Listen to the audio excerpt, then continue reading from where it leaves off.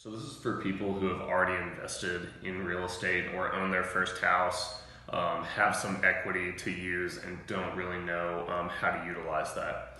So I'll go through each of these kind of briefly and then tell you my suggestions on how to use them separately and together.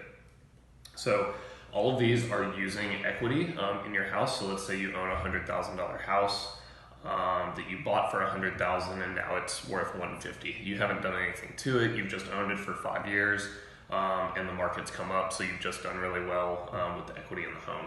So what a cash out refi is you are refining your house. So it's a refinance. So what this does is technically restart your mortgage, but give you the ability to pull that $50,000 worth of equity out and use it as a down payment on another house, or if you could find a property cheap enough to pay for it in cash.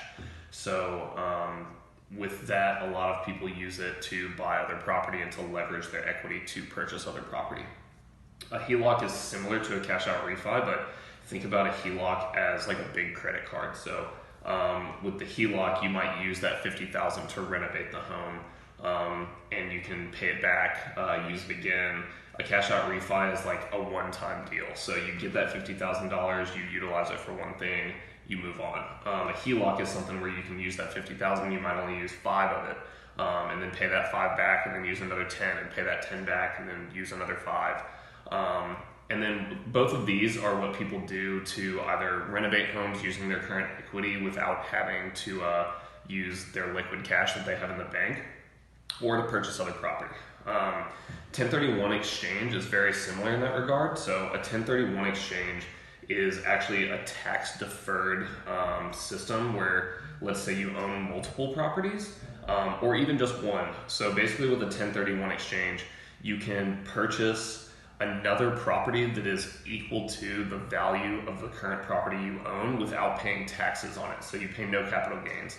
So this is generally used by people with investment property. So if you have 4 or 5 properties that you've rented out for years and years and you have tons of equity in, and you want to buy something else, you want to buy like a small apartment complex, or you want to buy another 3 properties or something like that, you can sell all 5 of those properties and not pay any taxes on the profit, and basically roll all of that into a like property of equal or greater value. So let's say you own property worth $750,000.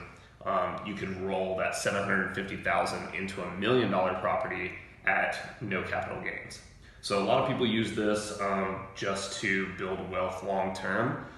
It's not liquid, where that's the downside of it. So you can't liquidate that cash. It actually has to go into the other property and goes into an escrow account, and you can't touch that money.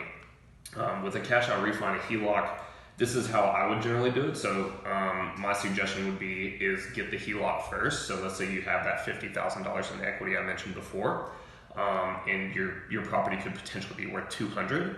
So I would get the HELOC, spend maybe $20,000 to $30,000 of that renovating the home, get the home renovated, have it reappraised at $200,000. So now you have $100,000 in equity.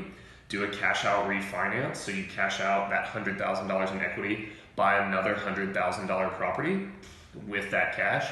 You refinance all that into one loan, and then in the long term, you would do a 1031 exchange with all the equity you had in both those properties to buy a 3rd or 4th or 5th property.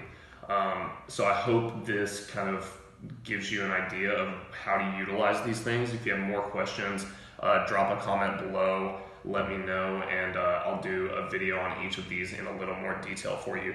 But yeah, hopefully this helps you if you're trying to invest or thinking about investing in the future, on how to utilize that equity to buy more property and to grow your wealth.